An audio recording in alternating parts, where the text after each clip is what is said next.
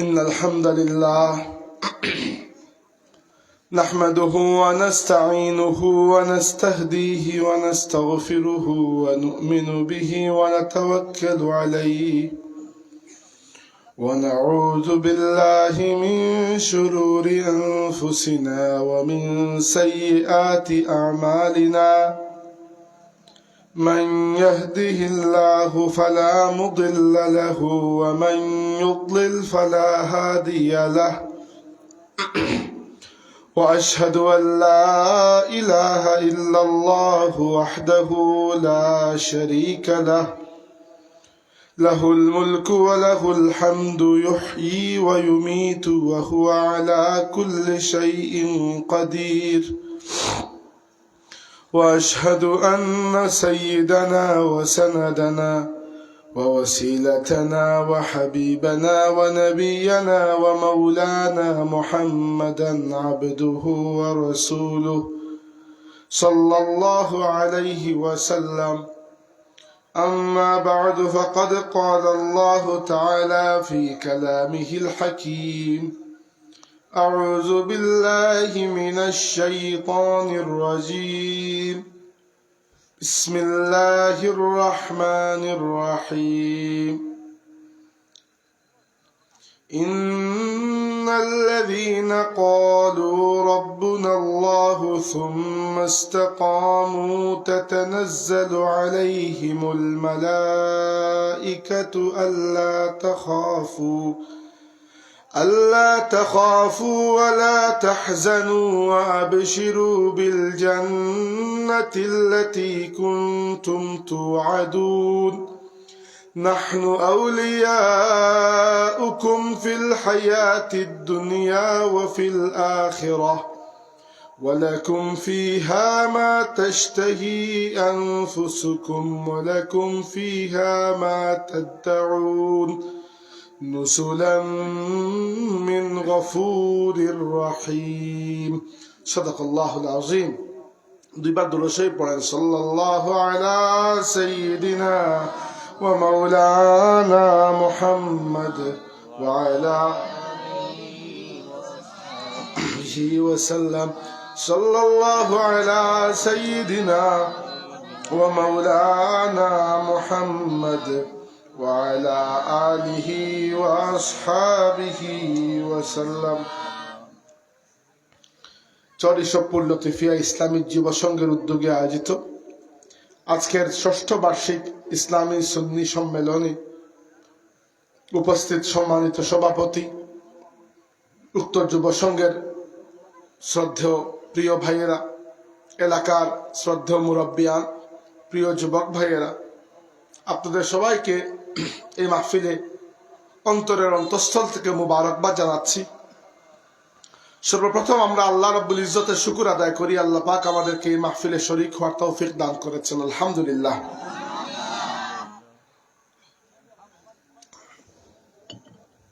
প্রথমে একটা কথা নিজের ব্যক্তির পর্যায় থেকে আপনাদেরকে বলছি, সেটা হচ্ছে বয়সের তারতম্য থাকতে পারে, কিন্তু আমি আপনাদের ভাই, অতএব আমার সামনে খুব আদব করে বসার দরকার নেই, আরাম করে বসুন। বসতে হবে 1 ঘন্টার উপরে, অতএব একটু আরাম করে না বসলে কেমনে বসবেন? 2 নম্বর কথা হচ্ছে, আমাদের এই দিনই মাহফিলগুলো অন্যান্য রাজনৈতিক মাহফিল থেকে একটু আলাদা, কারণ এখানে কোনো ব্যক্তিকে আমরা উপরে তোলার জন্য, কারো নামে ভোট চাওয়ার জন্য, কাউকে নেতা বানানোর জন্য বা অন্য কোনো দুনিয়াবি এজেন্ডা নিয়ে বসিনি। আমাদের সবারই মনের মধ্যে একটা খায়েশ যে গুনাহগার হতে পারি, কিন্তু এইরকম মজলিসে আসলে, বসলে, কথা বললে এবং শুনলে এর ওসিলা হয়তো আল্লাহ পাক আমাদের উপর দয়া করবেন। আল্লাহর নবী সাল্লাল্লাহু আলাইহি ওয়াসাল্লাম বলেছেন, খেয়াল করে শুনুন, লা ইয়াকউদু কওমুন ইয়াযকুরুনাল্লাহা ইল্লা হাফাতহুমুল মালাইকাতু ওয়া গাশিয়াতহুমুর রাহমাতু ওয়া নাযালাত আলাইহিমুস সাকিনাতু ওয়া যাকারাহুমুল্লাহু ফিমান ইনদাহু। অর্থ হচ্ছে, আল্লাহর বান্দারা এক জায়গায় বসে যখন আল্লাহর কথা ইয়াদ করে, ওই মাহফিলে আল্লাহর ফেরেশতারা শরীক হয়ে যান। ওখানে আল্লাহর রহমত নাজিল হয়, আল্লাহ ওই মানুষগুলোর অন্তরে এক ধরনের শান্তি দান করেন। আর সবচেয়ে বড় কথা হচ্ছে এই মাহফিলগুলোতে যারা উপস্থিত হয়, আল্লাহ ফেরেশতাদের সামনে তার ওই বান্দাদেরকে নিয়ে গর্ববোধ করেন। আরেকটা বিষয় মনে রাখবেন যে মাহফিলে যখন আমি বলেছি যে 2 বার দুরূদ শরীফ পড়ুন, এরকম বললে অন্য চিন্তা অন্য কাজ সরিয়ে রেখে দুরূদটা পড়া উচিত। এর কারণ হচ্ছে আমাদের নবী সাল্লাল্লাহু আলাইহি ওয়াসাল্লাম বলেছেন, জাইয়িনু মাজালিসাকুম বিসসালাতি আলাইয়া। অর্থ হচ্ছে আমার প্রতি দুরূদ পড়ার মাধ্যমে তোমরা তোমাদের মজলিসগুলোকে সৌন্দর্যমণ্ডিত করো। তো মজলিসকে সুন্দর করতে তো আমাদের চেষ্টার কমতি নাই। আমরা প্যান্ডেল লাগিয়েছি, কত সুন্দর স্টেজ বানিয়েছি, লাইটিং, মাইক, ক্যামেরা, কিন্তু এগুলো দুনিয়াবি সৌন্দর্য, ঠিক আছে, এগুলো জায়েজ, হারাম নয়, ঠিক আছে। কিন্তু আল্লাহর কাছে সৌন্দর্যটা ভিন্ন, আল্লাহর কাছে সৌন্দর্যটা ভিন্ন জিনিস। তো আল্লাহর কাছে আপনার মাহফিলকে যদি সুন্দর করতে হয়, তাহলে আল্লাহর রাসূল আমাদেরকে পদ্ধতি দিয়েছেন, জাইয়িনু মাজালিসাকুম বিসসালাতি আলাইয়া। আমার প্রতি দুরূদ পাঠ করার মাধ্যমে তোমরা তোমাদের মজলিস বা মজলিস মানে যেখানে আমরা সবাই বসি, এটার নাম মজলিস, তো মজলিসগুলোকে সুন্দর করো। এবার আমরা কথা বলবো আজকে কয়েকটা বিষয় নিয়ে। এর মধ্যে একটা হচ্ছে, মূল প্রথম বিষয় হচ্ছে মানব জীবনের, আগে মানব জীবন তো বেশি বলে ফেললাম, মুসলমানদের জীবনের উদ্দেশ্য কি। আজকে আমরা জীবনের উদ্দেশ্য নিয়ে কথা বলবো। আমি কোরআন শরীফ খুঁজে দেখেছি, মানুষ হিসাবে হোক আর মুসলমান হিসাবে হোক, দুই দিক থেকেই মানব জীবনের উদ্দেশ্যকে আমরা 3টা স্তরে ভাগ করতে পারি। অর্থাৎ 3টা স্তর বলতে যার যার লেভেল অনুযায়ী যার যার স্তর, প্রত্যেকের লেভেল সমান নয়। আল্লাহ বলেছেন, কুল কুল্লুন ইয়ামালু আলা শাকিলাতিহি, হে নবী আপনি বলে দিন যে মানুষের যারা আছে প্রত্যেকেই নিজ নিজ সাধ্য অনুযায়ী আমল করে। যার যতটুকু সাধ্য আছে, সবাই এক রকমের পারে না। তো মানব জীবনের কিছু উদ্দেশ্য আছে, এর মধ্যে একেবারে নিচু লেভেলের উদ্দেশ্য সবার জন্য, এর উপরের লেভেলের উদ্দেশ্য এর থেকে আল্লাহর কাছে মাকবুল বান্দা যারা তাদের জন্য, আর একেবারে টপ লেভেলের উদ্দেশ্য হচ্ছে যারা আল্লাহর ওলি, আল্লাহর বন্ধু হতে চায় এবং যারা চায় আল্লাহকে তাদের বন্ধু বানিয়ে নেবে, সেই সকল মানুষের জন্য। তো একেবারে নিচ থেকে শুরু করি। একেবারে নিচের উদ্দেশ্য কি?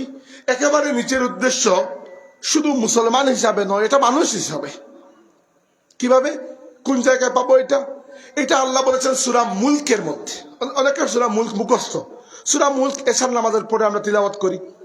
সূরা মুলকের 2 নম্বর আয়াত আল্লাহ বলছেন, প্রথম শুরু করেছেন এরকম, তাবারাকাল্লাযী বিয়াদিহিল মুলকু ওয়া হুয়া আলা কুল্লি শাইইন কাদির আল্লাযী খালাকাল মাউতা ওয়াল হায়াতা লিয়াবলুয়াকুম আইয়ুকুম আহসানু আমালা। এই আয়াতের মধ্যে, আচ্ছা আমার গলা একটু ভাঙ্গা, একটু মাফ করবেন। আমি থাকি দেশের বাইরে, আমি দেশে এসেছি 4 দিন হইল।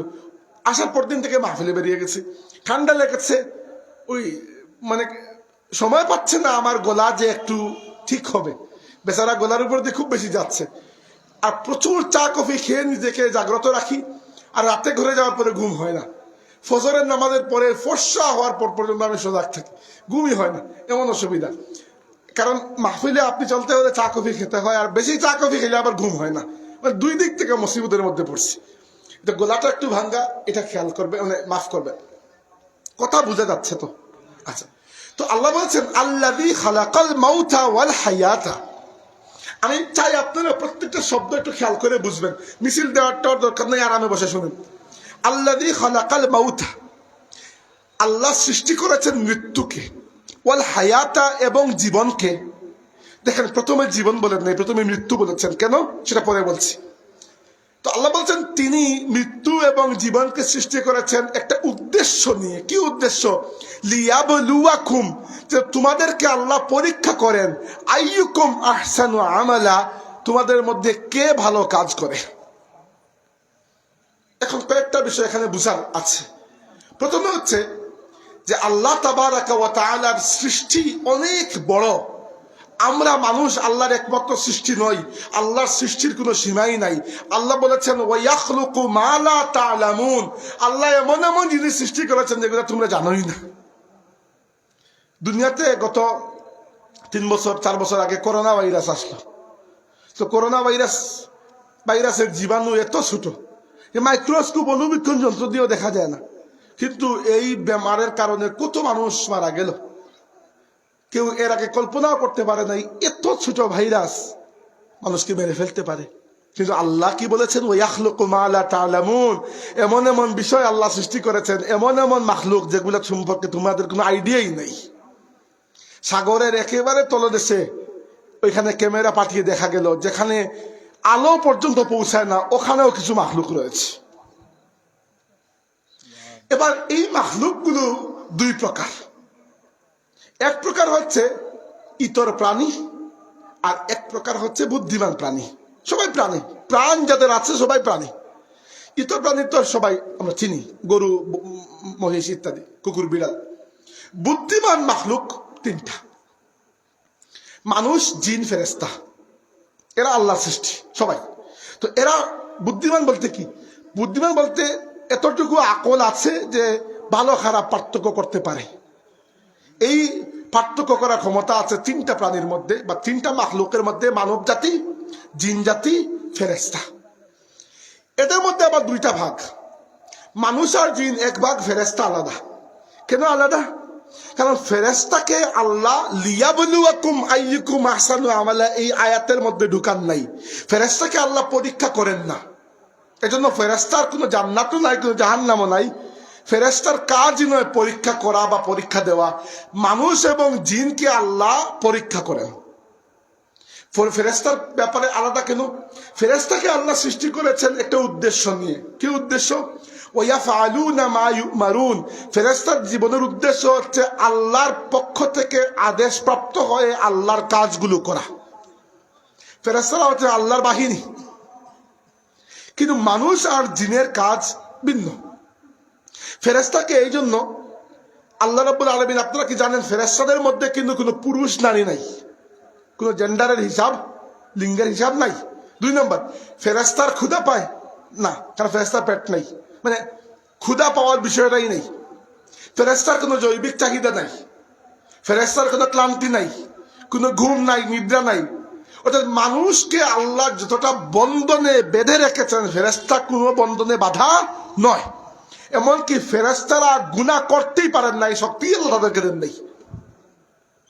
তাইলে আপনার মধ্যে যদি গুনাহ করার শক্তি না থাকে, তাইলে কিসের জান্নাত, কিসের জাহান্নাম? তাহলে তোর পরীক্ষা থাকলো না, তাই না?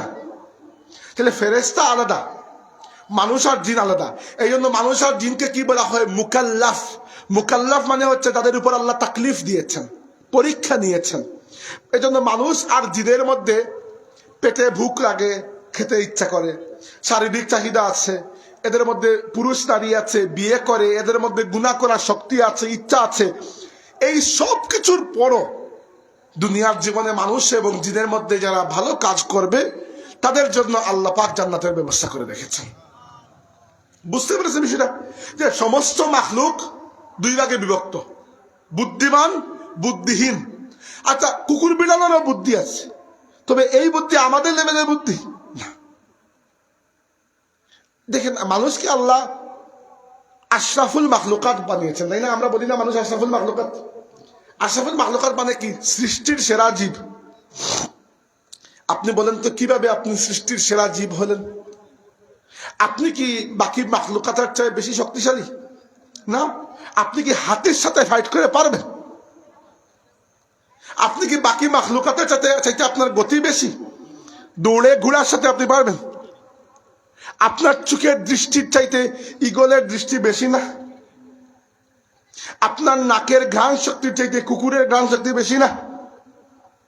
তো শ্রেষ্ঠ মাখলুক হইলেন কেমনে? শ্রেষ্ঠ মাখলুক শারীরিক কোয়ালিটি দিয়ে নয়, আল্লাহ আমাদেরকে শ্রেষ্ঠ মাখলুক বানিয়েছেন ইলম এবং আকলের মাধ্যমে। আল্লাহ বলেছেন ওয়া আল্লামা আদামাল আসমাআ কুল্লাহা। আমাদের বাবা আদমকে আল্লাহ তার तमाम সৃষ্টির ইলম দান করেছেন। এবং দেখেন, এই কারণে মানুষ আশরাফুল মাখলুকাত। আপনারা দেখবেন হয়তো ছোট একটা বাচ্চা হাতে ছোট একটা লাঠি ছড়ি নিয়ে 5-7টা মহিষকে ঘর থেকে মাঠে এবং মাঠ থেকে ঘরে নিয়ে যায়। দেখেন না অনেক সময় বাচ্চাটা যদি বুঝতো যে তার এক বাচ্চার তুলনায় 6-7টা মহিষ দূরের কথা, এক মহিষ যদি একটা গুতা দেয় বাচ্চার মা বাপরে তুকে পাওয়া যাবে না। মহিষও যদি জানতো যে আমার শরীরে যে পরিবার শক্তি আছে, এই ছোট্ট শরীর দিয়ে বাড়ি দিলে শরীর ভেঙে যাবে, আমার শরীরে তো আমার কিছুই হবে না। কিন্তু মহিষের মধ্যে এই আকল নাই, এই জন্য ছোট্ট বাচ্চাও মহিষকে কি করতে পারে, কন্ট্রোল করতে পারে। মানুষের পাওয়ার এই জায়গায়। মানুষ অবশ্যই শক্তিতে বাঘের সাথে পারবে না, কিন্তু কত বাঘকে আমরা চিড়িয়াখানায় বন্দি করেছি, কোনো বাঘ মানুষকে চিড়িয়াখানায় বন্দি করতে পারে নাই।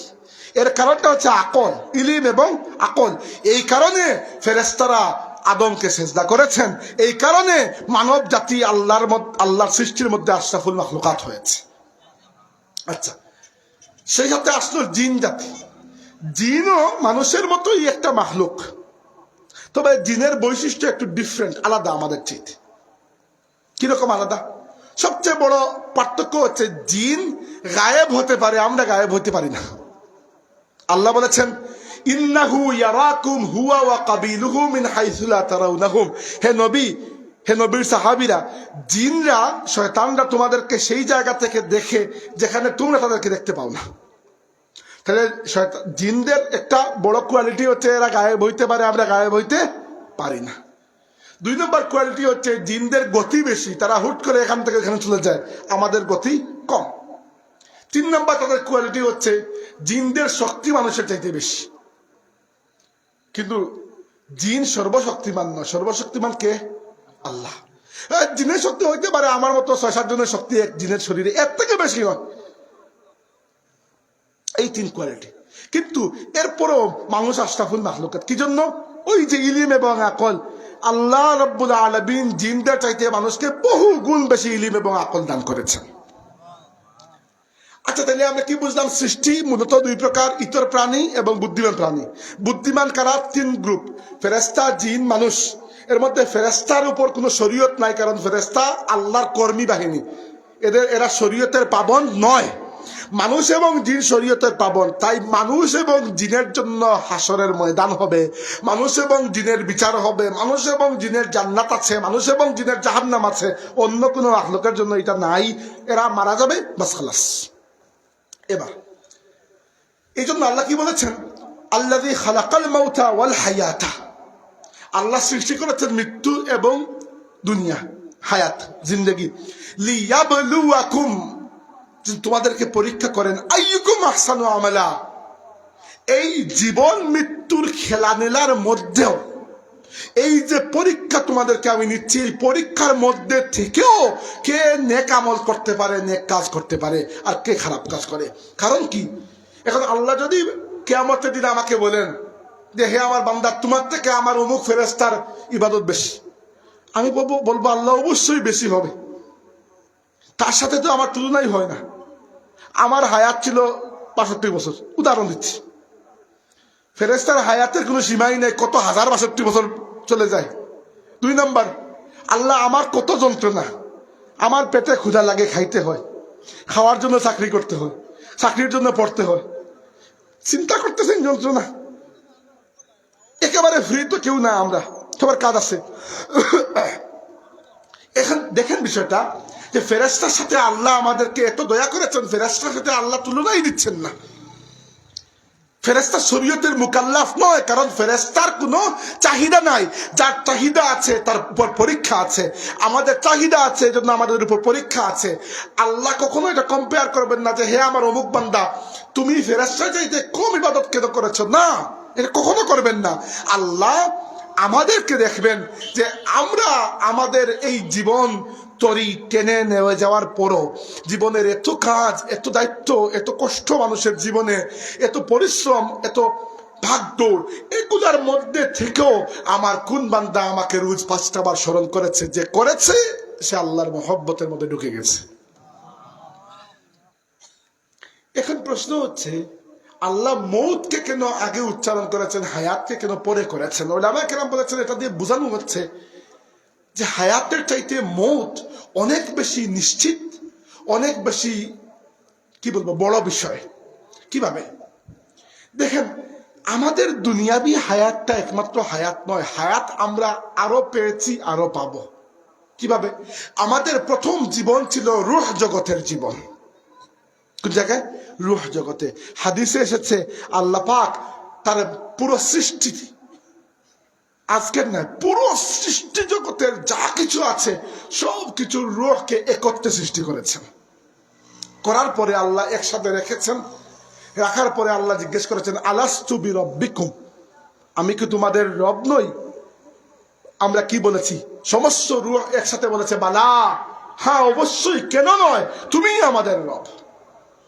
এরপরে হাদিসে এসেছে আল্লাহ ওই সমস্ত রূহের দিকে তার দয়ার নজর দিয়েছেন এবং সব রূহের মধ্য থেকে সবচেয়ে পাক সাফ রূহকে আল্লাহ বেছে নিয়েছেন। ওই রূহ হচ্ছে আমাদের নবী সাল্লাল্লাহু আলাইহি ওয়াসাল্লামের পাক রূহ মুবারক। এবার এই রূহ জগতের জীবন একটা জীবন।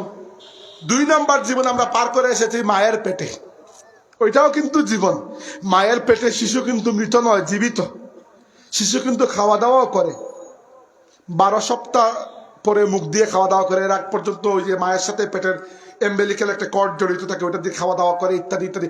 আল্লাহ ওইখানেই তার মায়ের খাবারের সাথে সাথে শিশুর খাবারের ব্যবস্থা করে দেন। 3 নম্বর জিন্দগি হচ্ছে দুনিয়ার জিন্দগি। 4 নম্বর জিন্দগি হচ্ছে আলমে বরজাখ, কবরের জিন্দগি। 5 নম্বর হচ্ছে হাসরের জিন্দগি। তাইলে জিন্দগি কিন্তু এরকম নয় যে আল্লাহ আপনাকে 1992 সালে জন্ম দিয়েছে না 2000 উদাহরণস্বরূপ 42 সালে নিয়ে যাবেন, এটুকু না। জিন্দগি তো চলমান একটা প্রক্রিয়া, মৃত্যু মধ্যখানে একবার মাত্র আসে। আর 2 নম্বর কথা হচ্ছে হায়াত থেকে মৌত অনেক বেশি নিশ্চিত। কিভাবে? অনেক মানুষের এরকমও কন্ডিশন ছিল যে জন্ম নাও হতে পারত। কিভাবে? ধরে কারো মা বাবার বিয়েই হয় নাই, জন্ম হইল না। 2 নম্বর, অনেক সময় দেখা যায় মায়ের পেটে সন্তান আসার পরে মৃত সন্তান জন্মগ্রহণ করে। মৃত সন্তান প্রসব হয় না অনেক সময়, অনেক সময় মায়ের গর্ভপাত হয়ে যায়। তার মানে আপনি জন্ম হইতেন কি হইতেন না এটা নিয়ে একটা সন্দেহ হয়তো ছিল, কিন্তু জন্ম যখন করেছেন গ্রহণ, তখন মরবেন এতে কোনো সন্দেহ নাই।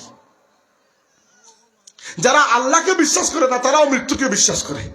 কারণ কি?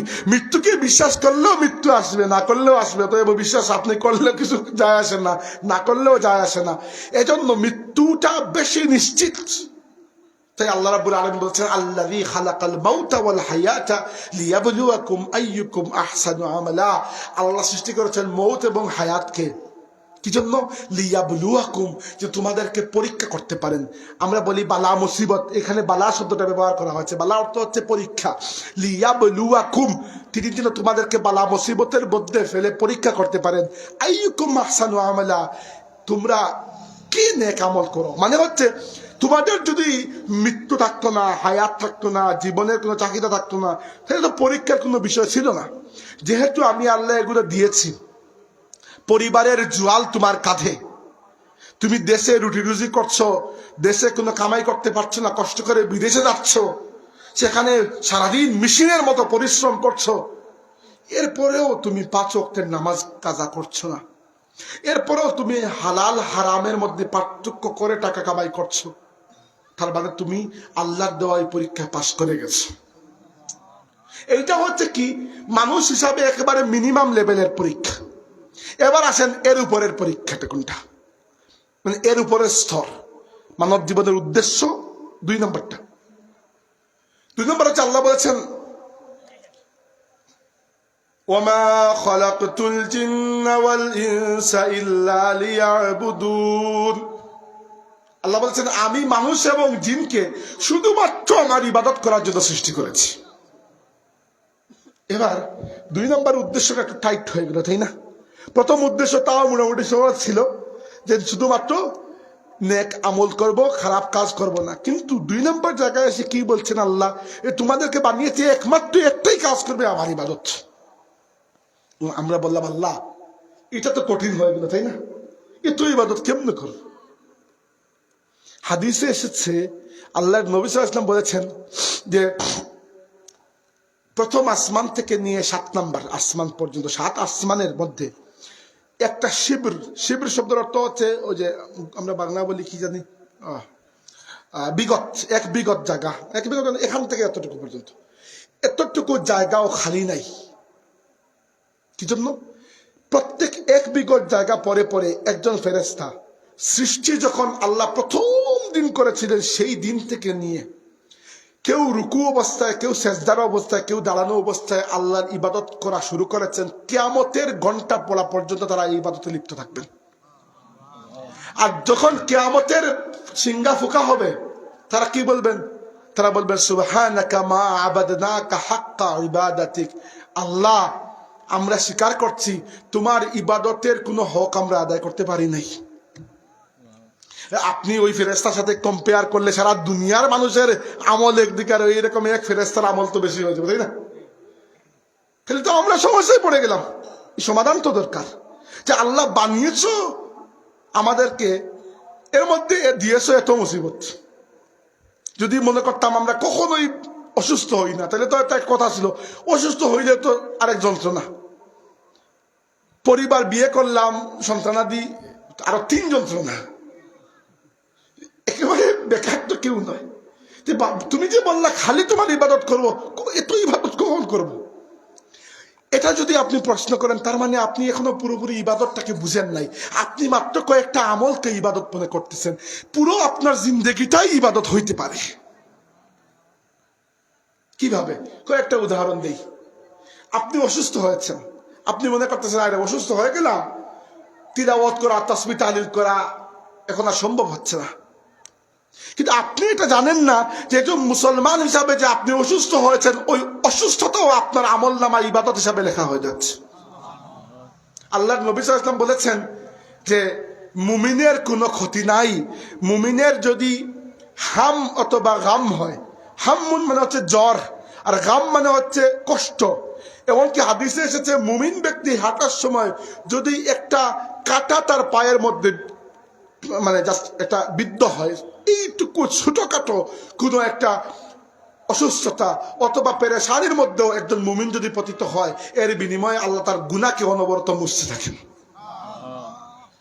লাভই লাভ। 2 নম্বর, আপনি দেখেন হাদিসে এসেছে আল্লাহ নবী সাল্লাল্লাহু আলাইহি ওয়াসাল্লাম বলেছেন যে ব্যক্তি রাতে ঘুমানোর আগে সূরা বাকারার শেষ 2টা আয়াত, মাত্র 2টা আয়াত তিলাওয়াত করে ঘুমায়, লাকাফাতাহু, তার পুরো রাতের ইবাদত হিসাবে ওই 2টা আয়াত যথেষ্ট হয়ে যায়। তার মানে দেখেন আপনার পুরো রাত ইবাদত হয়ে গেল। সূরা বাকারার শেষ 2টা আয়াত অনেকের মুখস্থ, আমানার রাসূলু বিমা উনজিলা ইলাইহি, তাদের মুখস্থ নয়, করে ফেলবেন মাত্র 2টা আয়াত। জীবনে কত কিছু আমরা মুখস্থ করেছি, হাট্টিমা টিম টিম, তাদের মাঠে পাড়ায় ডিম কি কি, 2টা আয়াত মুখস্থ করতে সমস্যা কি? এগুলা করে ফেলবেন, কাজে দেবে। 3 নম্বর হচ্ছে আল্লাহর নবী সাল্লাল্লাহু আলাইহি ওয়াসাল্লাম একবার দেখলেন একজন মহিলা সাহাবীকে, আমাদের নবীর স্ত্রীদের মধ্যে একজন স্ত্রীকে দেখলেন তিনি নফল ইবাদত করছেন। পরে তার ঘরে আবার গেলেন, দেখলেন তখনও তিনি নফল নামাজ পড়ছেন। বিকালে গেলেন, তখনও তিনি নফল নামাজ পড়ছেন। রাসূলুল্লাহ সাল্লাল্লাহু আলাইহি ওয়াসাল্লাম জিজ্ঞাসা করলেন, হে জুয়াইরিয়া, যতবার তোমার ঘরে আসলাম ততবার দেখি তুমি নফল নামাজে ব্যস্ত।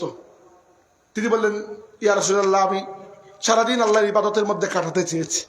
আল্লাহ রাসূল বললেন, তুমি সারাদিন নফল নামাজ পড়ে যে সওয়াব লাভ করেছো, আমি একটা তাসবিহ মাত্র কয়েকবার পড়ে পুরো দিন আল্লাহর ইবাদতের মধ্যে লিখিয়ে নিয়েছি। আমি কি তোমাকে এই তাসবিহ শিখাবো? তিনি বললেন, অবশ্যই, এটা কেন জিজ্ঞেস করার কিছু আছে? আল্লাহর রাসূল তাসবিহ শিখিয়ে দিলেন। যদি আপনারা রেকর্ড করেন তাহলে পরে শুনে লিখে পড়ে নেন। সহজ তাসবিহ। তাসবিহটা হচ্ছে সুবহানাল্লাহি ওয়া বিহামদিহি আদাদা খালকিহি ওয়া রিদা নাফসিহি ওয়া জিনাতা আরশিহি ওয়া মিদাদা কালিমাতিহি। অতি সহজ, এত কঠিন কিছু না। আবার বলছি, সুবহানাল্লাহি ওয়া বিহামদিহি আদাদা খালকিহি ওয়া রিদা নাফসিহি ওয়া জিনাতা আরশিহি ওয়া মিদাদা কালিমাতিহি। অতি সহজ, মাত্র 4টা বাক্য, ছোট ছোট 2 শব্দের। এগুলা 3-4 বার লিখে 3-4 বার পড়লেই মুখস্থ হয়ে যাবে। আপনার যদি জানা না থাকে, মসজিদের ইমাম সাহেব বা আরো এই দেশে মানুষ পাবেন, কাউকে বলবেন আমার কথা যে ভাই যেটা বলেছিলেন ওটা একটু লিখে দেন। 2 বার পড়লে, দিনে যদি 3 বার আপনি ওই তাসবিহ পড়েন, আল্লাহ আপনার সারা দিনকে ইবাদতের মধ্যে লিখে দেবেন। এর থেকে বড় কথা, এগুলো তো বললাম আমলের কথা। আমল ছাড়াও ইবাদত হয়। কিভাবে? আল্লাহ নবী বলেছেন তলাবু কাসবুল হালালি ফারিদাতুম বাদাল ফারিদা। আল্লাহর ফরজ যেগুলা, আল্লাহর ফরজ যেগুলা, নামাজ রোজা হজ যাকাত, এগুলো তো আল্লাহ কর্তৃক ফরজ করা জিনিস। এইগুলার পরে সবচেয়ে বড় ফরজ হচ্ছে হালাল রিজিক তালাশ করা। ইসলাম আমাদেরকে এমন একটা জীবন ব্যবস্থা দিয়েছে যেটার মধ্যে ব্যালেন্স রয়েছে। আপনি দেখবেন হিন্দু বৌদ্ধ খ্রিস্টানদের মধ্যে যারা মুনি ঋষি হয়ে যায়, অথবা খ্রিস্টান মঙ্ক, খ্রিস্টানরা বলে মঙ্ক, এরা না বিয়ে শাদী করে, না পরিবার, না চাকরি বার, কিচ্ছু না, সারাদিন বসে বসে খালি জিমায় এবং বলে তারা সাধনা করতেছে। ইসলামে এইরকম সাধনার কোনো স্থানই নাই। আমাদের নবী অতি সামাজিক মানুষ ছিলেন, অতি সামাজিক, সমাজের মানুষের দুঃখ কষ্টকে তিনি লাঘব করেছেন। কিন্তু ইসলামের জীবন ব্যবস্থা কিরকম? ইসলাম আপনাকে বলে ইয়া আইয়ুহাল্লাযীনা আমানু ইযা নুদিয়া লিস-সালাতি মিন ইয়াউমিল জুমআতি ফাসাউ ইলা যিকরিল্লাহি ওয়া যারুল বাই'। হে ঈমানদারগণ, যখন জুমার নামাজের আযান হয়, দোকানপাট, ব্যবসা বাণিজ্য সব বন্ধ। কোথায় যাবে? মসজিদে। গেলেন মসজিদে, গিয়ে কি করবেন? জুমার নামাজ পড়ে এসার পর্যন্ত জিমাবেন না। ফাইজা কুদিয়াতিস সালাতু ফান্তাশিরু ফিল আরদি ওয়াবতাগু মিন ফাদলিল্লাহ। নামাজ শেষ করা মাত্র বেরিয়ে পড়ো এবং রিজিক তালাশ করো। দেখেন ইসলাম কতটুকু ব্যালেন্স। যখন আল্লাহ ডাক দিয়েছেন দোকান বন্ধ, নামাজে আসো, নামাজ শেষ, এখানে বসে জিমানোর কিছু নাই, যাও হালাল রিজিক তালাশ করো। মুমিন বান্দা যতক্ষণ হালাল রিজিক তালাশ করবে, আল্লাহ তার আমলনামার মধ্যে ইবাদত লিখে দেবেন। তো দেখেন, আমল বলতে আমরা মাত্র 4-5টা আমলকে মনে করি, কিন্তু ইবাদত এত ছোট জিনিস নয়। ইবাদত মুমিনের তামাম জিন্দেগিটাই কিন্তু ইবাদত হইতে পারে, শুধু প্রয়োজন একটা। ওই যে বিভিন্ন লটারির নিচে লেখা থাকে শর্ত প্রযোজ্য, এটা শর্ত প্রযোজ্য। এখানে কি শর্ত? যে আপনার জিন্দগিটাকে আল্লাহ এবং রাসূলের হুকুম অনুযায়ী কাটাতে হবে। যদি কাটাতে পারেন, আপনার পুরো জিন্দগিটাই ইবাদত হয়ে যাবে। আমল করলে তো ইবাদত হবে হবে, বুঝতে পারতেছেন? আমল না করলেও ইবাদত হবে। যেমন আপনি রিজিক তালাশ করতেছেন, উদ্দেশ্য কি? উদ্দেশ্য হচ্ছে আমার উপর আমার পরিবারের দায়িত্ব। আমার বৃদ্ধ মা বাবা আছেন, উদাহরণ দিচ্ছি, আমার স্ত্রী সন্তান আছেন, এদের যদি হালাল রিজিক তালাশ করা আমার দায়িত্ব। এই দায়িত্ব বুধ থেকে যখন কোনো মুমিন হালাল পদ্ধতিতে রিজিক তালাশ করবে, ওই রিজিক তালাশ করার পুরো সময়টা তার ইবাদত হয়ে যাবে। কারণ আল্লাহর নবী বলেছেন যে আল্লাহর ফরজ আদায় করার পরে সবচেয়ে বড় ফরজ হচ্ছে রিজিক তালাশ করা। আপনি সেটা করছেন, তার মানে আপনি নবীর বলে দেওয়া, নবীর বাতলে দেওয়া পদ্ধতি অনুযায়ী জীবনযাপন করছেন। ইসলামে ব্যবসা বাণিজ্যের এত দাম, এত কদর। আল্লাহর রাসূল সাল্লাল্লাহু আলাইহি ওয়াসাল্লাম বলেছেন আত-তাজিরুস সাদুকুল আমিন মা'আন নাবিয়্যিন ওয়াস সিদ্দিকিন। যে ব্যক্তি ব্যবসায়ী, সত্যবাদী এবং সৎকর্মশীল, মানে এমন সত্যবাদী ব্যবসায়ী যে সত্যবাদী এবং সৎকর্ম করে, ওই ব্যবসায়ীকে আল্লাহ হাসরের ময়দানে নবী এবং সিদ্দিকদের সাথে তার হাসর করবেন। হাদিসে এসেছে আত-তাজিরু মারজুকুন ওয়াল মুহতাকিরু মালউনুন। তাজির মানে ব্যবসায়ী, আমরা বলি না তিজারত করে, আরবিতে তাজির মানে ব্যবসায়ী। আল্লাহ রাসূল বলেছেন আত-তাজিরু মারজুকুন। তাজির মানে ব্যবসায়ী, আল্লাহর পক্ষ থেকে রিজিক প্রাপ্ত হয়। ওয়াল মুহতাকিরু মালউন, এবং মুহতাকির ব্যক্তির উপর আল্লাহ লানত বর্ষণ করেন। মুহতাকির মানে কালোবাজারি। কালোবাজারি ছিলেন মজুদদার। ইসলামে মজুদদারি হারাম। মজুদ অনেকেই হয়তো বুঝবেন না, মজুদদারি 2 প্রকার। মজুদদারি 2 প্রকার, এটা বুঝিয়ে দেয়, একটা জায়েজ, একটা না জায়েজ। মজুদদারি মানে কি? মজুদদারি হচ্ছে, ধরুন আপনি এই তাজপুর বাজারে ব্যবসা করেন, ধরলাম আপনার একটা স্টোর আছে, আপনি এখানে ধরেন তেল বিক্রি করেন, সয়াবিন তেল। তো সয়াবিন তেল তো আর এখান থেকে কিনতে পাবেন না, হয় সিলেটে যাইতে হবে, নাহলে ঢাকা থেকে আনতে হবে, নাহলে কোনো জায়গা বড় বাজার থেকে। তো যখন আনবেন কিনে, তখন তো আর 1 লিটার করে তো কিনে আনবেন না। 1 লিটার আনলে 1 লিটার বিক্রি করেন, এরকম তো না। আপনি আনলে পুরো কার্টুন কিনে আনবেন। অথবা আপনি মোবাইলের দোকান দেন, তো মোবাইল যখন ঢাকা থেকে কিনে আনবেন, আপনি সেকেন্ড হ্যান্ড মোবাইলের দোকান হয়তো আপনার, তো মোবাইল তো একটা কিনে আনবেন, আনলে তো অনেকগুলো কিনে আনবেন। এইটা হচ্ছে এক ধরনের মজুদ রাখা। এইটা জায়েজ, এটা হালাল। এরকম না করলে আপনি ব্যবসা করতে পারবেন না। হারাম কোনটা? হারাম হচ্ছে, উদাহরণ দিচ্ছি, ধরেন আপনাদের এই এলাকা চরিশপুর, ধরেন এখানে একটা বাজার দোকান আছে বা একটা বাজারই আছে, ধরেন এই বাজারে তেল, চাল, পেঁয়াজ, ডাল, যেগুলো নিত্য প্রয়োজনীয় খাদ্য, এইগুলা 2টা দোকানে বিক্রি হয়। বাকি দোকানগুলোতে অন্য কিছু, 2টা দোকানে বিক্রি হয়। এই 2টা দোকানের মালিক একটা সিন্ডিকেট করলো। সিন্ডিকেট শব্দটা শুনেছেন? সিন্ডিকেট করলো, করে বললো যে আমরা কয়েকদিনের জন্য তেল বিক্রি করা বা চাল বিক্রি করা বন্ধ করে রাখবো। তারা কয়েকদিনের জন্য তেল, চাল এগুলা সরিয়ে নিল এবং সরিয়ে একটা খবর রটিয়ে দিল যে তেলের দাম বা চালের দাম বেড়ে গেছে, বা দেশে তেলের সংকট, চালের সংকট। মাঝে মধ্যে এরকম সিন্ডিকেট এরকম করে। যখন বলা হবে যে চালের সংকট, দাম কোন জায়গা থেকে কোন জায়গায় যাবে বুঝতে পারতেছেন? 2 দিন পরে মানুষকে কষ্ট দিয়ে 2 দিন পরে কৃত্রিম সংকট, আসলে সংকট না, ইচ্ছাকৃতভাবে সংকট তারা কি করেছে? তৈরি করেছে। এই সংকট তৈরি করে আর্টিফিশিয়াল, কৃত্রিম ভাবে দাম বাড়িয়ে তাকে বিক্রি করে। আল্লাহ নবী বলেছেন ওই ব্যক্তির উপর দুনিয়া আখিরাতে আল্লাহ লানত পতিত হয়। এইটা হারাম, এই মজুদদারি ইসলামে হারাম। তবে হ্যাঁ, আপনি কিনে আনছেন অনেক বেশি, বিক্রি করতেছেন আস্তে আস্তে, ওইটা কোনো হারাম না। এখানে এটার নাম ওইটা ব্যবসা। যে আপনি 12টা, উদাহরণ দিচ্ছি, আপনি 12 লিটার তেল কিনেছেন, ধরেন উদাহরণ, আমি এত কিছু জানি না, ধরেন তেলের লিটারের দাম 100 করে আপনি বিক্রি করেন খুচরা। তো আপনি যখন একসাথে 24 লিটার কিনবেন পাইকারি দোকান থেকে, তখন হয়তো তারা 3 টাকা 4 টাকা করে কম রাখবে।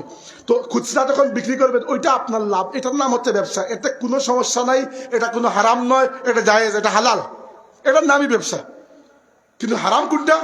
ওই যেটা বললাম, যে কৃত্রিম ভাবে সংকট তৈরি করে আল্লাহর বান্দাদেরকে কষ্ট দিয়ে যে মুনাফা আপনি লাভ করবেন, ওটা হারাম, এবং আল্লাহ নবী সাল্লাল্লাহু আলাইহি ওয়াসাল্লাম এটাকে নিষেধ করেছেন। এখন একটা কথা আপনি চিন্তা করেন, কেন তো কাহিনী বলতেছি। এক ব্যক্তি নিজেকে মুমিন মুসলমান দাবি করে, আবার নামাজও আদায় করে, আবার এইভাবে কৃত্রিম সিন্ডিকেটের মাধ্যমে কৃত্রিম সংকট তৈরি করে, মিথ্যা সংবাদ রটিয়ে মানুষের মধ্যে একটা কৃত্রিম ভাবে অভাব তৈরি করে মানুষের টাকা শুষে নেয়। ওই ব্যক্তির জীবনটা কি ইবাদত হিসেবে গণ্য হবে? এই হচ্ছে আমার কথার মূল সার। আমি এটা বোঝাতে যাচ্ছি, যে ব্যক্তি আল্লাহ এবং রাসূলের কথা অনুযায়ী জীবন পরিচালনা করবে, সে ব্যবসা করলে ওই ব্যবসাটা তার ইবাদত হিসাবে গণ্য হয়ে যাবে। আর যে ব্যক্তি আল্লাহ এবং রাসূলের নির্দেশকে অমান্য করবে, সে নামাজ রোজা করবে, কিন্তু সেই নামাজ রোজা কবুল হবে না। হাদিসে এসেছে যে কিছু মানুষের দোয়া কবুল হয়, এর মধ্যে মুসাফিরের দোয়া কবুল হয়। জানেন তো, হতদরিদ্র মানুষ, চুলগুলো উষ্ঠ, চেহারাটা ধুলি মলিন, কাপড়গুলো একবার খারাপ, একবার হতদরিদ্র, এরকম মানুষের দোয়া কবুল হয়। 3 নাম্বার, মজলুম মানুষের দোয়া কবুল হয়। যাদেরকে মানুষ তাড়িয়ে বেড়ায় সমাজে, মজলুমদের দোয়া কবুল হয়। কিন্তু আল্লাহর রাসূল বললেন যে এই 3টা কোয়ালিটিও যদি একজন মানুষের মধ্যে থাকে, তবুও সম্ভাবনা আছে তার দোয়া কবুল নাও হতে পারে। কেন? আল্লাহ নবী বলেন, কারণ সে হয়তো হারাম খাবার পেটে ঢুকিয়েছে। যে ব্যক্তি হারাম কোনো খাবার পেটে ঢুকাবে, তার মধ্যে দোয়া কবুল করার যত শর্ত আছে, সব শর্ত থাকলেও আল্লাহ তার দোয়া কখনো কবুল করবেন না। নাউজুবিল্লাহ।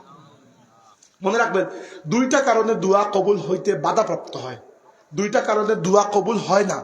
একটা হচ্ছে মানুষের উপর জুলুম করলে, আর একটা হচ্ছে হারাম খাবার খেলে। হারাম খাবার বলতে আমরা খালি জানি যে কুকুর আর শুকরের মাংস হারাম, আর মদ হারাম, আর জুয়া হারাম। মুরগির গোশত হারাম হইতে পারে যদি আপনি হারাম উপায়ে ওইটা কিনে আনেন।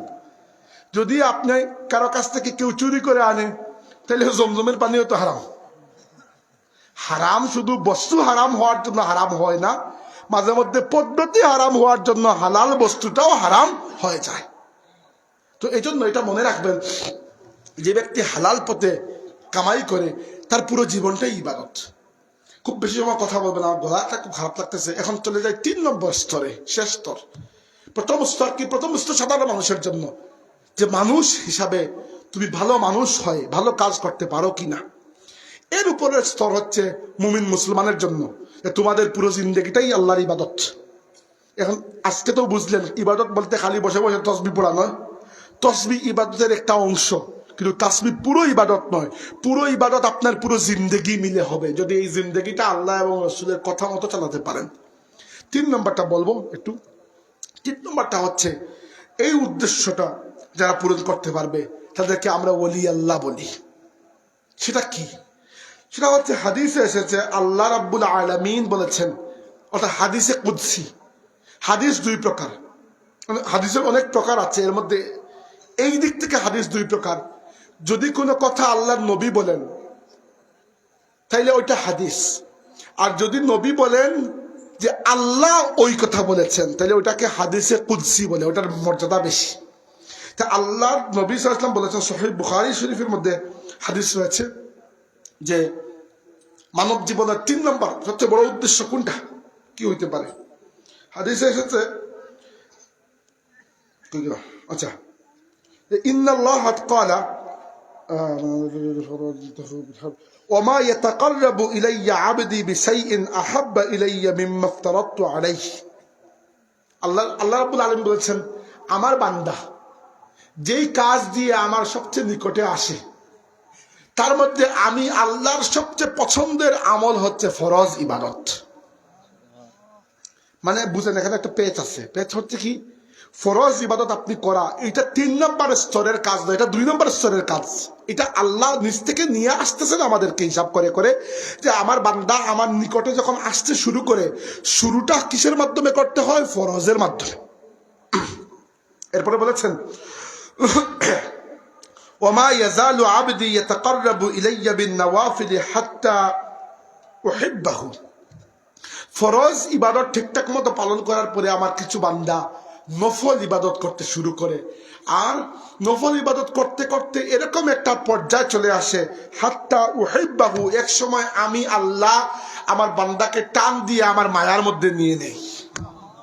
এইটা হচ্ছে সর্বোচ্চ স্তর। নিচের স্তর হচ্ছে ভালো মানুষ, এর উপরের স্তর ভালো মুসলমান, এর উপরের স্তর আল্লাহর বন্ধু। পার্থক্য আছে না? তো আল্লাহর বন্ধু হওয়ার জন্য শুধু ফরজ ইবাদত যথেষ্ট নয়। ফরজ ইবাদত তো মুসলমান হিসেবেই আপনার উপর ফরজ। ফরজ ঠিকঠাক মতো আদায় করার পরে যে ব্যক্তি কি করতে পারে, ওমা ইয়াজালু আবদি ইয়াতাকাররাবু ইলাইয়া বিন-নওয়াফিল, নফলের মাধ্যমে আমার বান্দা আমার দিকে আসে আসে আসে আসে, এক সময় এত নিকটে চলে আসে, হাত্তা উহিব্বাহু, আমি আমার বান্দাকে আমার মহব্বতের মধ্যে নিয়ে যাই। আচ্ছা, আল্লাহ তুমি যখন বান্দাকে মহব্বতের মধ্যে নিয়ে নাও তখন কি হয়? আল্লাহ বলেন 2টা বিষয় হয়। প্রথমটা কি? প্রথমটা হচ্ছে ফাইজা আহবাবতুহু কুনতু সামাআহু আল্লাযী ইয়াসমাউ বিহি ওয়া বাসারাহু আল্লাযী ইয়াবসুরু বিহি ওয়া ইয়াদাহু আল্লাতী ইয়াবতুশু বিহা ওয়া রিজলাহু আল্লাতী ইয়ামশি বিহা।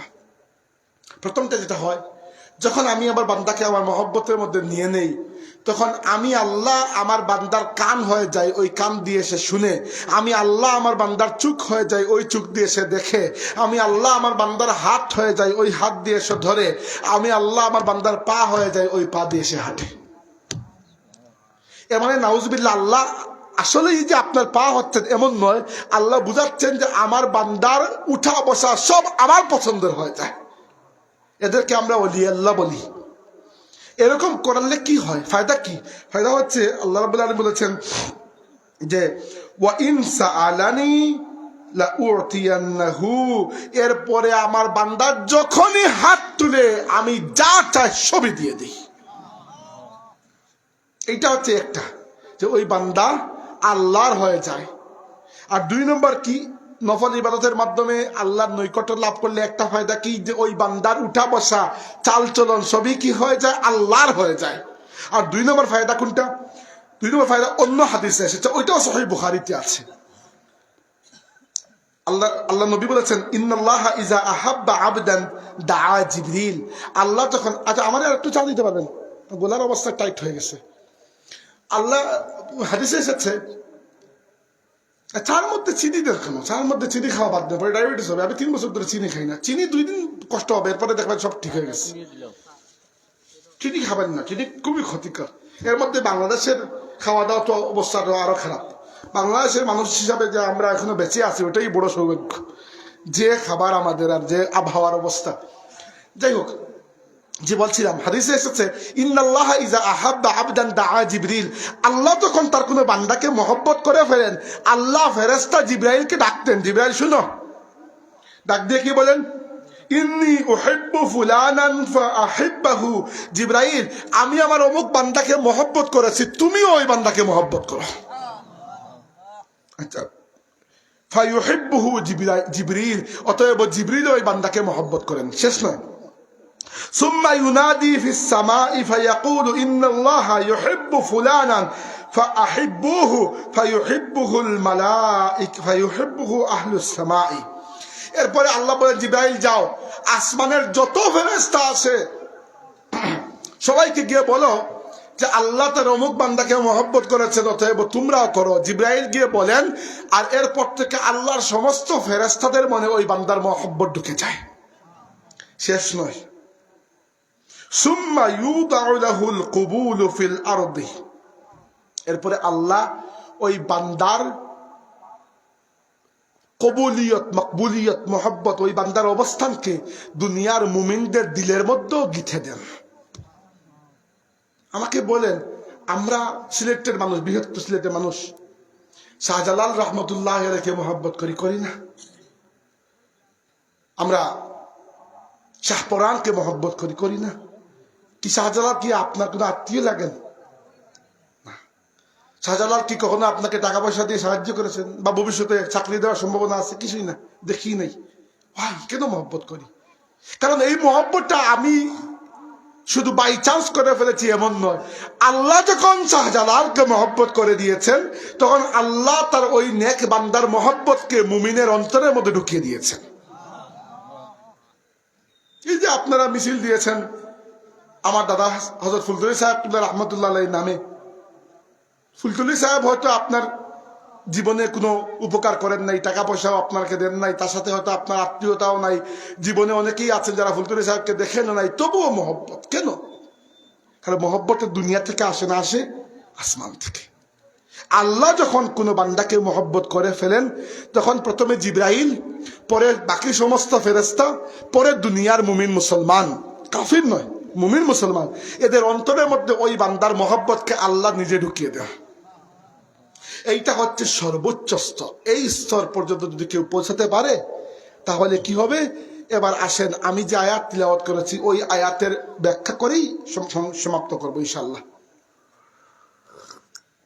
15 মিনিট আমি আয়াত তিলাওয়াত করেছিলাম। আল্লাহ বলেছেন, ইন্নাল্লাযীনা ক্বালু রাব্বুনাল্লাহু সুম্মা ইসতাকামু তাতানাজ্জালু আলাইহিমুল মালাইকাতু আল্লা তাখাফু ওয়া লা তাহজানু। আল্লাহ বলছেন যে কোন মানুষ যখন বলে যে আল্লাহ আমার রব এবং এই কথার উপর সে টিকে থাকে, এমন না যে মুখ দিয়ে বলতেছে আল্লাহ আমার রব আর ওইদিকে গিয়ে সুদের কারবার, এমন নয় যে মুখ দিয়ে বলতেছে আল্লাহ আমার রব আর ওইদিকে ভাই হয়ে বোনের সম্পত্তি মেরে খাইছে, তারপরে ওই সম্পত্তির টাকা খরচ করে আবার উমরা করতে চলে গেছে। ফাইজলামি আর কি।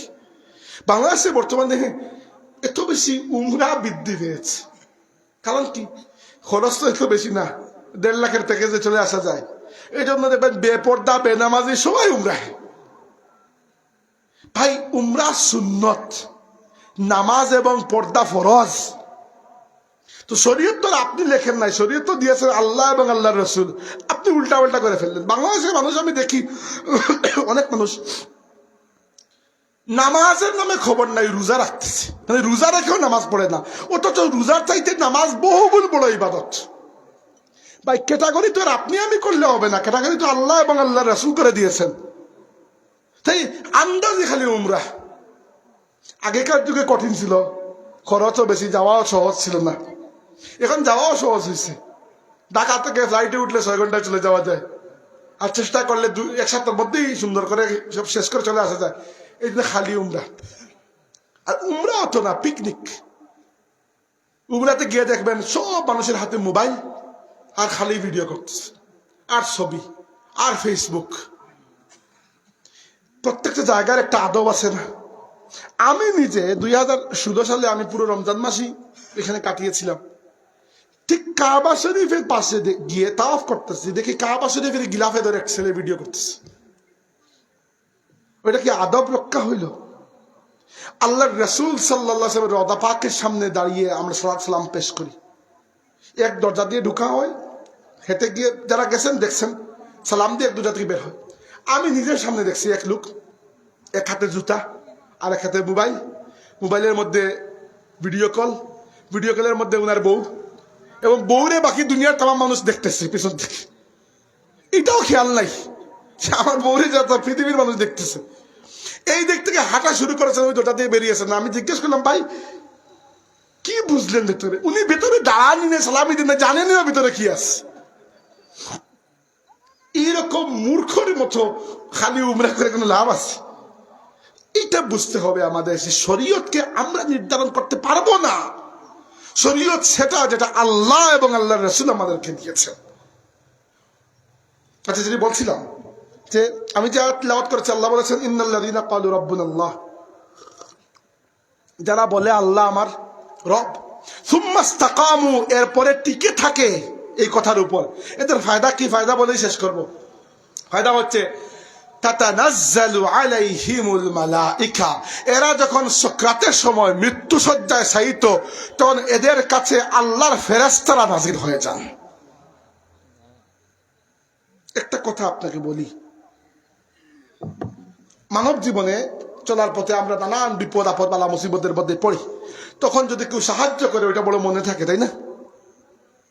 ধরুন ছোট থেকে শুরু করি, আপনি খুব দূর থেকে তাজপুর বাজার থেকে হেঁটে আসছেন, এখানে খুব গরমের মধ্যে খুব তৃষ্ণা লাগছে, কেউ একজন আপনাকে একটা ঠান্ডা পানির বোতল এগিয়ে দিল, পাখা দিয়ে বাতাস করলো, অথবা খুব ঠান্ডার মধ্যে কেউ একজন কম্বল দিয়ে দিল গায়ে, এইটা একটা প্রশান্তি, সান্ত্বনা। কিন্তু আমাকে বলেন, দুনিয়াতে যতই কষ্ট করেন না কেন, সাকরাতের চাইতে বেশি কষ্ট কি করা সম্ভব? এর থেকে বড় মুসিবত আর কিছু নাই। ওই সময় যদি কেউ সান্ত্বনা দেওয়ার জন্য হাজির হয়, এর থেকে বড় সান্ত্বনা কি সম্ভব? সম্ভব না। তো আল্লাহ বলছেন কি, যারা বলে আল্লাহ আমার রব আর এই কথার উপর টিকে যায়, তারা যখন সাকরাতের মুসিবতের মধ্যে থাকে, তাদের জন্য আল্লাহর রহমতের ফেরেশতা নাজিল হন।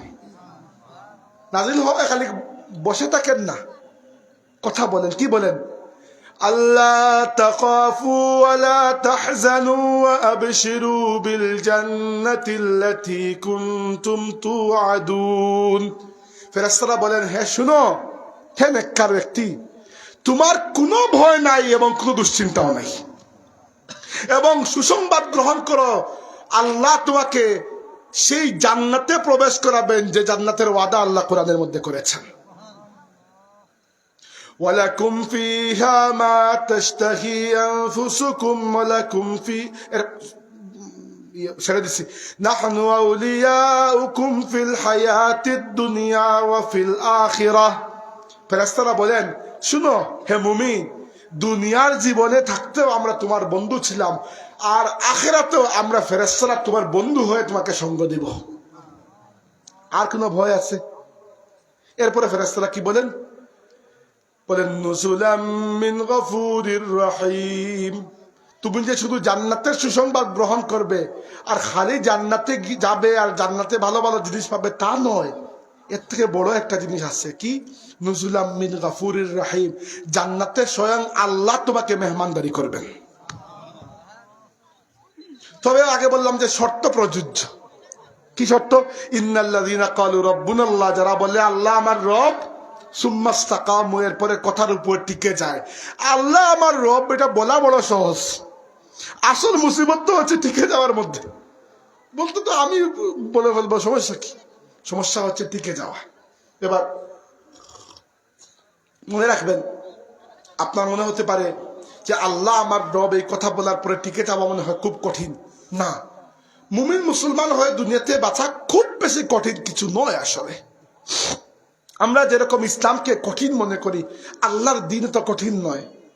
আল্লাহ রাব্বুল আলামিন নিজে বলেছেন, ওয়ামা জাআলা আলাইকুম ফিদ-দীনি মিন হারাজ, আল্লাহ তোমাদের দ্বীনের মধ্যে, ইসলামের মধ্যে কোনো বাঁকা রাস্তা, কোনো বক্রতা, কঠিন্য, কোনো কনফিউশন রাখেন নাই। দ্বীনকে আল্লাহ সহজ করে দিয়েছেন। কিভাবে? দেখেন জাস্ট এইটা খেয়াল রাখবেন, জীবন চলার পথে হালাল হারামের পার্থক্য করে চলবেন, বাস আর কিছু লাগবে না। আপনাদের ইমান নিয়ে আমার সন্দেহ নেই, কারণ ইমানদার বলেই তো রাতে কষ্ট করে আমার সামনে বসে কথাগুলো শুনতেছেন। ইমান না থাকলে কেউ তো জবরদস্তি কাউরে তো নিয়ে আসে নাই, নিজের ইচ্ছা এসেছেন। অতএব ইনশাআল্লাহ আপনার এবং আমার দুজনেরই আল্লাহর প্রতি বিশ্বাস আছে, এতে কোনো সন্দেহ নাই। সমস্যা হচ্ছে টিকে থাকা। টিকে থাকা কিভাবে? আমি যদি সহজ করে বলি, টিকে থাকার জন্য জরুরি হচ্ছে হালাল এবং হারামের পার্থক্য করে জীবন যাপন করা। কিভাবে? আমি একটা ছোট্ট উদাহরণ দিই আমার জীবন থেকে। মনে করবেন না আমি নিজের কারামত বলতেছি, এমনি বোঝানোর জন্য একটা উদাহরণ দিচ্ছি। আমি থাকি জার্মানিতে। জার্মানি ইউরোপের দেশ। তো কখনো বাইরে গিয়ে খেতে হলে ওই জার্মানদের হোটেলে আমরা খাই না। কারণ কি? হালাল খাবার পাওয়া যাবে না, এখন তো সবই হারাম। তো আমরা কি করি? বাজার করে এনে ঘরে রান্না করে খাই। এখন মাঝে মধ্যে তো আপনার ইচ্ছা হইতে পারে যে একটু মানে প্রত্যেকদিন রান্না করতে কার ভালো লাগে, চলে বাইরে একটু খেয়ে আস। আমাকে চিন্তা ধরে আমি আমার ফ্যামিলিকে নিয়ে বের হলাম, চিন্তা করলে বাইরে খেয়ে আসি। আমার হাতে দুইটা অপশন আছে। ঘর থেকে বের হয়ে জার্মান রেস্টুরেন্ট আছে, সমস্যা হচ্ছে এখানে খাবার হারাম। আর একটা সিরিয়ান রেস্টুরেন্ট বা টার্কিশ বা আরবি রেস্টুরেন্ট আছে যেখানে খাবার হালাল, তবে ওইটা দূর আছে, ট্রেন দিয়ে যাইতে হয়। আমরা কখনো জার্মান রেস্টুরেন্ট জীবনে কখনো খাই না, খাইতে হলে আমরা দূরেরটাতে যাই। এই যে ছোট্ট একটু কাজ করলাম ওইটা এই জন্য যে সুম্মাস্তাকামু, এরপরে যদি আমি টিকে যেতে পারি আল্লাহর প্রতি ইমানের উপরে, ইমান আছে বলেই তো করছি, ওখানে তো কেউ আমাকে বাধা দেওয়ার নাই। এইটাই। অতএব একটা কঠিন না, এত কঠিন না। মুসলমান হিসাবে জীবনযাপন করা খুব কঠিন বিষয় নয়, কিন্তু এজন্য আল্লাহ রাব্বুল আলামিন মানে আপনি যে আল্লাহকে বিশ্বাস করেছেন, এই ইমানটা এত বড় সম্পদ যে ইমান আনার পরে আমল আসলে খুব বেশি কিছু করা লাগে না, জীবন শুধরে যায়। দেখেন উদাহরণস্বরূপ আল্লাহ কোরআন শরীফে বলেছেন আল্লাহর ওলিদের কথা। আপনি বলবেন ভাই আল্লাহর ওলি কারা? আল্লাহর ওলি প্রথমত কারা? আল্লাহ বলেছেন আল্লাহু ওয়ালিয়ুল্লাযীনা আমানু, আল্লাহ তামাম ইমানদারদের ওলি। মানে সাধারণ প্রত্যেকটা মুমিন হচ্ছে আল্লাহর একজন ওলি। এরপরে তার নিজের স্তর সে বাড়াবে, উপরের দিকে নিয়ে যাবে। কি জন্য? কারণ আপনি যখন আল্লাহর প্রতি ইমান এনেছেন, এইটা এত বড় কিছু হয়ে গেছে যে এরপরে আপনার ছোটখাটো কিছু আমল করলেই আপনার জন্য জান্নাত নিশ্চিত। উদাহরণস্বরূপ আপনি দেখেন একবার, ইসলামের যতটা ফরজ ইবাদত, এর মধ্যে একমাত্র নামাজ ছাড়া ডেইলি আর কোনো ইবাদত নাই। কিন্তু আপনি কি ডেইলি রোজা রাখেন? আপনি কি ডেইলি হজ করেন? আপনি কি ডেইলি যাকাত দেন? না। ডেইলি একটা ইবাদত আল্লাহ ফরজ করেছে, ওটা হচ্ছে নামাজ। এবার দেখেন একজন মুমিন মুসলমান যদি আল্লাহর প্রতি ইমানদার হয়, ঠিক মতো নামাজ পড়ে আর হালাল হারামে পার্থক্য করে, আসলে আর কিচ্ছু লাগে না, সে আল্লাহর ওলির ক্যাটাগরিতে এমনিতেই চলে আসবে। কিন্তু ভাইরা আমার, কেউ যদি এই দুইটাতে অসুবিধা হয়, নামাজ বাদ দিয়ে দেয়, নামাজের মধ্যে গাফলতি থাকে, হাদিসে এসেছে আউয়ালু মা ইউহাসাবু বিহিল আবদু ইয়াউমাল কিয়ামাতি মিন আমালিহি সালাতাহু, কিয়ামতের ময়দানে আল্লাহ তার বান্দার আমল থেকে সবচেয়ে প্রথমে যে আমলের হিসাব দিবেন ওটা হচ্ছে নামাজ। ইজা সলু ফাইন সলুহাত ফাকাদ ফাজা ওয়া আনজাহা ওয়া ইন ফাসাদাত ফাকাদ খাবা ওয়া খাসিরা। নামাজ যদি ঠিক থাকে তাইলে ওই ব্যক্তি সফল হয়ে যাবে এবং আল্লাহর সমস্ত আযাব থেকে নাজাত পেয়ে জান্নাতে চলে যাবে। আর যদি নামাজ নষ্ট থাকে তাহলে আল্লাহ আর ফিরেও দেখবেন না সে আর কোনো ইবাদত করছে কিনা। এটা গেল এক জিনিস। দুই নম্বর হচ্ছে দেখেন আল্লাহকে আমাদের জরুরত আছে কিনা। বিপদে পড়লে কার কাছে যাব? তাই যে আল্লাহর সাথে আপনার একটা সম্পর্ক তো বহাল রাখতে হবে। সম্পর্ক যদি একবারে ভেঙে ফেলেন তাহলে আপনি বিপদের সময় হাত তুলবেন কোন মুখে? এবার দেখেন আপনি না ডেইলি রোজা রাখেন, না রোজা ডেইলি আপনার উপর ফরজ, না আপনি ডেইলি জাকাত দেন, না জাকাত ডেইলি ফরজ, না ডেইলি হজ করেন উমরা করেন, না ডেইলি হজ উমরা ফরজ, বেশিরভাগ মানুষ ডেইলি তিলাওয়াত করে না। তার মানে একমাত্র নামাজই হচ্ছে সেই ইবাদত যেটা ডেইলি বেসিসে আমাদেরকে আল্লাহর সাথে মিলিয়ে রাখে। এখন যে ব্যক্তি নামাজ ছেড়ে দিল, আল্লাহর সাথে তারা কোনো কানেকশন থাকলো না। এরপরে সুম্মাস্তাকামু হইল না। আপনি যতই মুখে বলেন আল্লাহ আমার রব, আল্লাহ আমার রব, আল্লাহ আমার রব, দেখবেন সক্রাতের সময় ফেরেশতা আসতেছেন না। কেন? সুম্মাস্তাকামু, এরপরে যারা টিকে থাকে, ওই টিকে থাকার ক্যাটাগরিতে আপনি ফেল করছেন।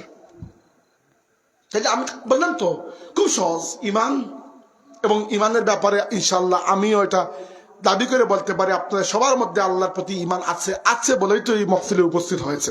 2 নম্বর নামাজ।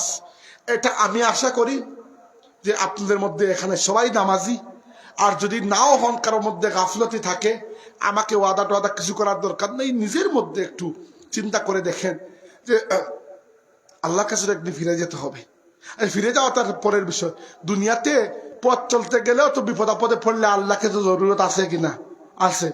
এই আল্লাহ খাওয়াচ্ছেন, সবকিছু করছেন। আল্লাহর সাথে আমার সম্পর্ক গড়ার একটাই পদ্ধতি নামাজ, আর তো কোনো পদ্ধতি নাই। কারণ কোনো পদ্ধতি আমি ডেইলি পালন করছি না। বছরে রোজা রাখেন মাত্র 1 মাস, যাকাত তো এমনিতেই সবার উপর ফরজ নয়, আর হজ তো সারা জিন্দেগিতে একটাই করলে যথেষ্ট। তার মানে আপনি যদি নামাজটাও ছেড়ে দেই, নামাজটাও ঠিক মতো না পড়ি, তাইলে আল্লাহর সাথে আমার সমস্ত কানেকশন লস হয়ে গেল।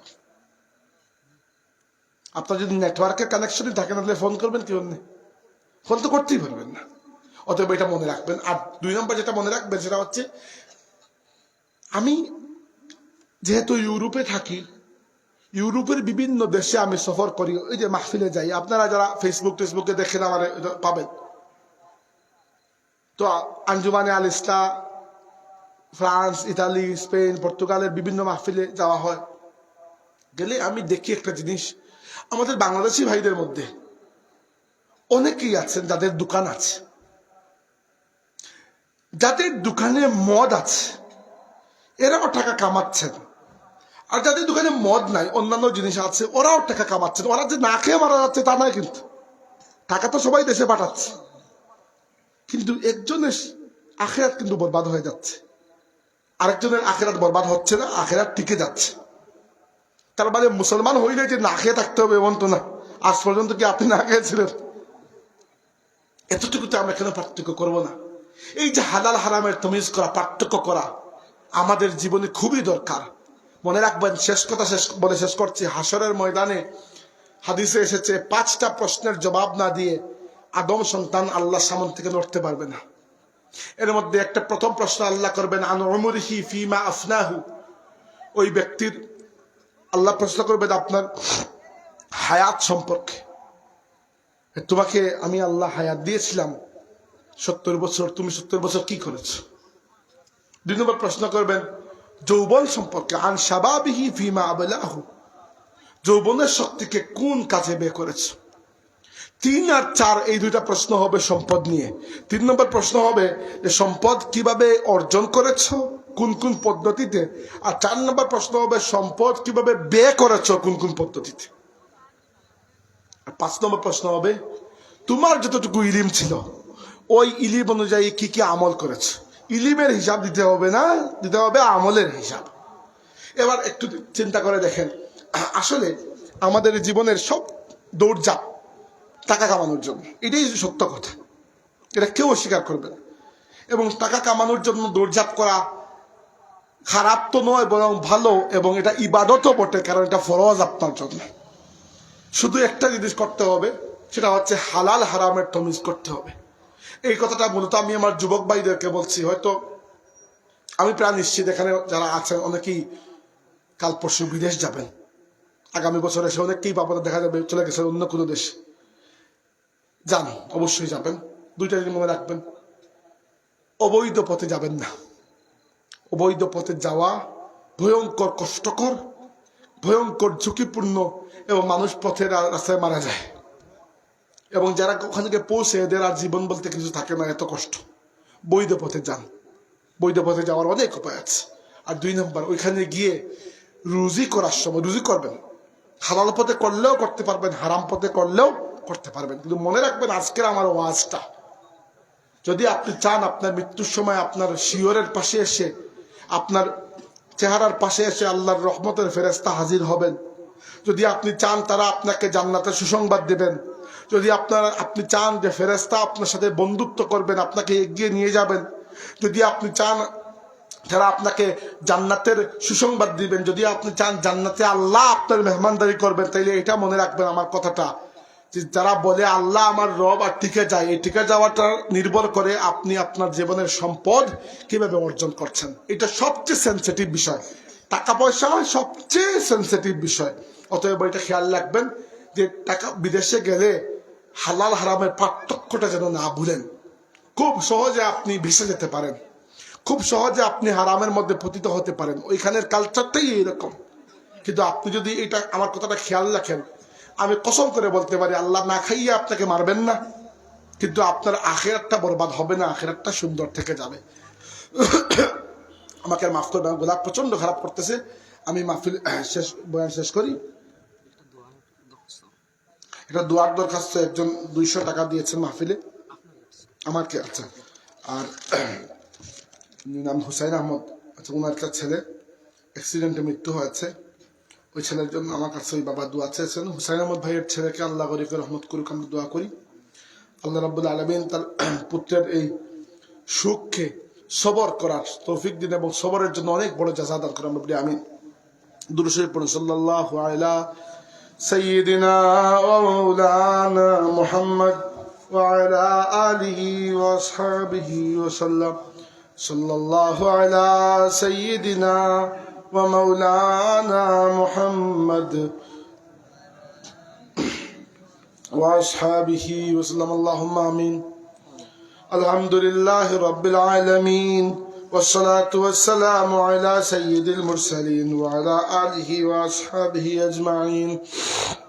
ربنا تقبل منا إنك أنت السميع العليم وتب علينا يا مولانا إنك أنت التواب الرحيم. আল্লাহ আমরা এই মাহফিলটা শুরু থেকে শেষ পর্যন্ত তুমি কবুল আর মঞ্জুর করো মওলা। এই মাহফিলও বহুত মানুষের সাহায্য সহযোগিতা করছেন, তোমার বান্দা আল্লাহর সাহায্য সহযোগিতারে তুমি কবুল করো, তোমার বান্দা আল্লাহর দুনিয়া আখিরাতে তুমি সাহায্য করো মওলা। আল্লাহ আমরা রে মাফ করে দাও, আমরা জিন্দা মুর্দা মা বাবারে মাফ করে দাও, তোমার হাবিবর तमाम উম্মতে মরহুমা মুমিন মুমিনাতকে তুমি মাফ করে দাও, তোমার হাবিবর জিন্দা উম্মতে ইজ্জত আর শান্তির জিন্দেগি নসিব করো। আল্লাহ আমরার বেমারি হলরে শিফা দান করো, অভাবী হলর অভাব রে দূর করে দাও, বেরোজগারি হল লাগে হালাল রিজিকর দরজা খুলে দাও মওলা। আল্লাহ আমরার হালাল রিজিকর মধ্যে তুমি বরকত দান করো, ফতে গাঠে আমরা সালামত রাখিও, আমরারে কোনো মানুষের হাওলা করিও না, জিন্নাত আর ইনসানের तमाम ক্ষতি থাকি আমরারে আমরার পরিবারে বাঁচাইয়া রাখিও। আল্লাহ আল্লাহ তোমার কাছে ভিক্ষা চাই, বহুত মানুষের পরিবার পরিজন হারাই দিছেন মওলা, বহুত মানুষের তারা বাচ্চা কাচ্চা হারাই দিছেন। আল্লাহ আল্লাহ মোহাম্মদ হুসাইন আহমদ তার একটা সন্তান মারা গেছে, আল্লাহ যারা এই রকমের পরীক্ষা তুমি নিরায় মওলা, এই পরীক্ষার বিনিময়ে এরারে বহুগুণ প্রতিদান দান করিও মওলা। আল্লাহ তোমার কাছে ভিক্ষা চাই, তোমার বান্দারে শান্তি দাও। আল্লাহ বহুত মানুষ গরুর মাঝে বহুত বেমারি লইয়া আছেন, আল্লাহ বহুতর কঠিন বেমার, আল্লাহ তুমি শিফা দান করো রব্বে করিম। বহুত প্রবাসী হলে দোয়া চাইন, আল্লাহ আমরা প্রবাসী হলে রিজিকর মাঝে বরকত দাও, আমরা প্রবাসী হলে সালামত রাখো। বহুত যুবক ভাই হলে দোয়া চাইছেন, আল্লাহ কোনো রিজিকর ব্যবস্থা হন না, রুজির তলাশে দেশের বাইরে যাইতে চাইরা, আল্লাহ যার যেন রিজিক আছে আল্লাহ তুমি সহজ করে দাও। আল্লাহ আমরা মুরব্বী হলে জানো আরাম দাও, আমরা এই ইমানের সাথে দুনিয়া থেকে বিদায় নেওয়ার তৌফিক দান করো। আমরা সামনে যতগুলা ঘাট আছে তোমার কুদরত দিয়ে সহজ করিয়া পার করে দাও মওলা। তোমার কাছে ভিক্ষা চাই, আর আমরা হাসরের ময়দান বে ইজ্জত বে হিরমত করিও না, তোমার হাবিবর শাফাত থেকে আমরা কেউরে বঞ্চিত করিও না। আল্লাহ এই মাহফিলও যারা দান খয়রাত করছেন, সাহায্য করছেন, যারা শরীক হইছেন, আল্লাহ যারা উপস্থিত হইয়া দুয়াত শরীক হইছেন, প্রত্যেকের দিলের হাজাতকে নেক বানাওয়ার পুরা করে দাও। বিফদলি সুবহান রাব্বিকা রব্বিল ইজ্জতি আম্মা ইয়াসিফুন ওয়া সালামুন আলাল মুরসালিন ওয়া আলহামদুলিল্লাহি রাব্বিল আলামিন। আমিন। আসসালামু আলাইকুম।